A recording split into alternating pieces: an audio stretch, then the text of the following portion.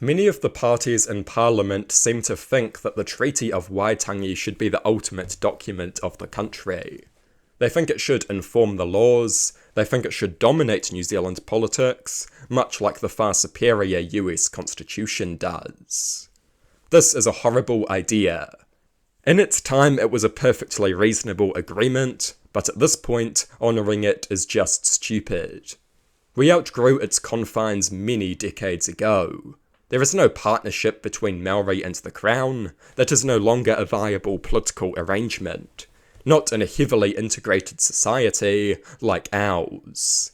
I will not rip New Zealand in two for the sake of feeling better about historic wrongs. That is not progress, that is regress. The treaty should have been honoured from the outset, but it is too late to honour it now. That is the sad reality. It is an archaic agreement from almost 200 years ago. It cannot be forced onto the radically different society of modern New Zealand. Trying to force it on our society would create massive division and undermine government legitimacy. It would weaken our nation at a time when weakness is more dangerous than ever. We need to advance into the future. Trying to force our society into the confines of a distant memory is madness. It is not progressive, it is incredibly conservative. We have outgrown the treaty.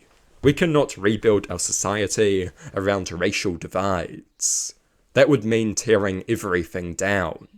Doing so would decimate government legitimacy and destroy social cohesion. This must not be allowed to happen.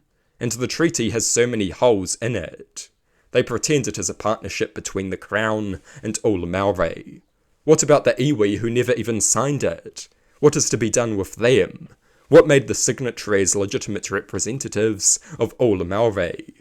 The people who signed the treaty all died over a century ago. I will not see our nation chained to the will of dead men, condemned to sink back into the 1840s simply so urban liberals can satiate their white guilt.